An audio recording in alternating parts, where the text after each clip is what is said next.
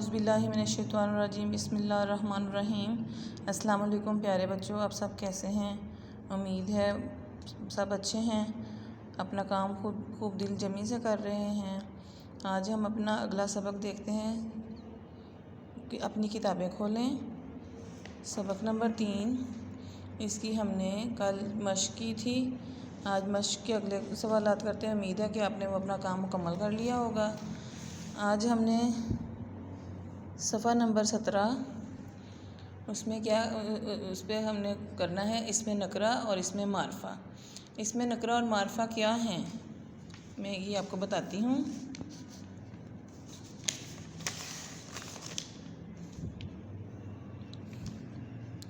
इसम नाम को बोलते हैं, ठीक है।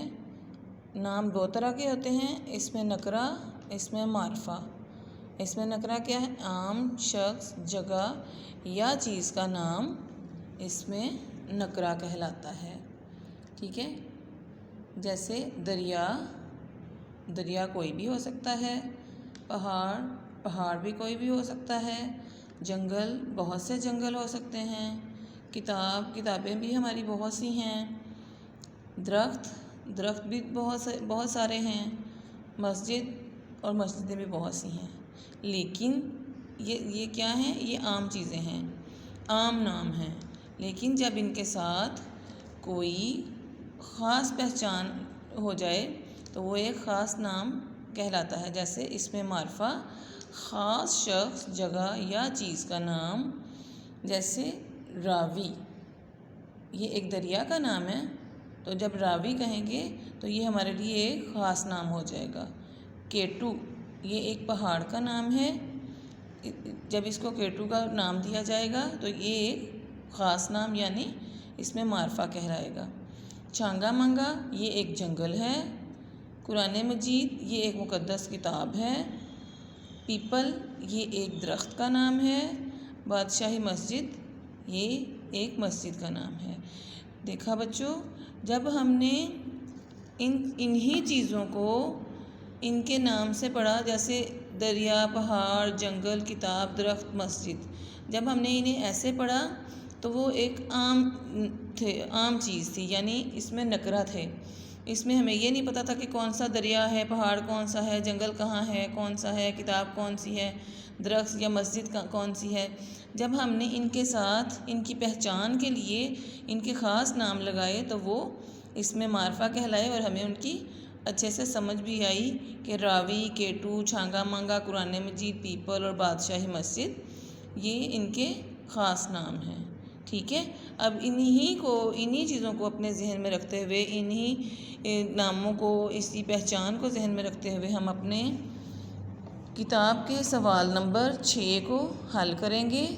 दर्ज झेल में से इसमें नकरा और इसमें मारफा अलग अलग करके जुमले बनाएं। अब ये बताएं, मुज़फ़्फ़राबाद, फ़रहान, बाग, फूल, बाबे खैबर और दरिया।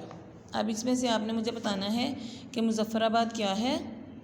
जी, मुज़फ़्फ़राबाद एक ख़ास नाम है, तो वो हम कहाँ लिखेंगे? इसमें मारफा में। यहाँ पे आप लिखें मुज़फ़्फ़राबाद, ठीक है। फ़रहान, ये एक ख़ास नाम है ना, कि हमें इससे हमें पता चलता है कि ये किसी शख्स यानी किसी लड़के का नाम है, तो हम ये इसको इसमें मारफा में लिखेंगे, फ़रहान। आगे बाग है, तो बाग क्या है? बाग बहुत से हो सकते हैं, इसके साथ कोई नाम नहीं लगाया गया, तो इसको हम किस में लिखेंगे? इसमें नकरा में, ठीक है।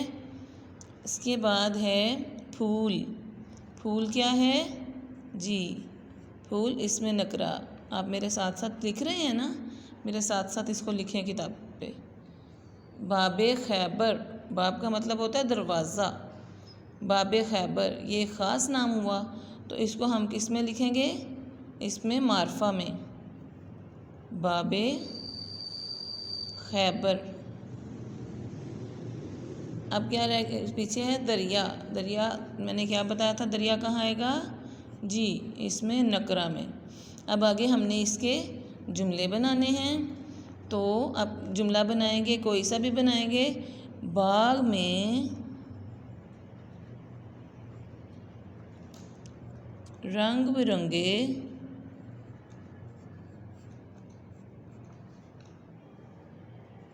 फूल खिले हैं। ठीक है, फूल।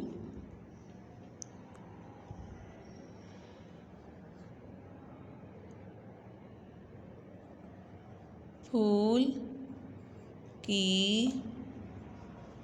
खुशबू मुझे बहुत पसंद है। या आप कहेंगे गुलाब के फूल की खुशबू मुझे बहुत पसंद है। दरिया जी, इसका क्या जुमला बनाएंगे? दरिया में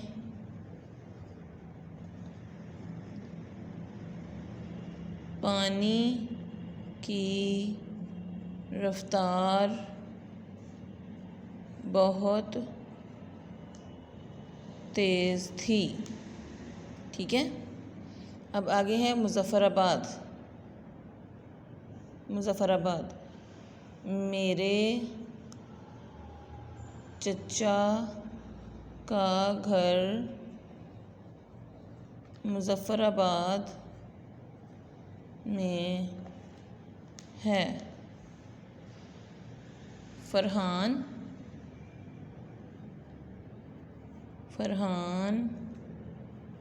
मेरा बहुत अच्छा दोस्त है। बाबे खैबर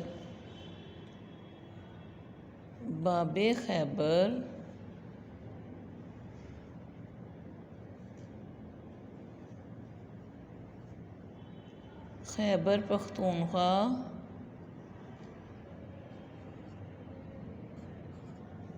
में वाक़ है। ठीक है, समझ आ गई आपको? ये काम हमने मुकम्मल कर लिया। आज के लिए इतना ही। अल्लाह हाफिज़, अपना ख्याल रखिएगा।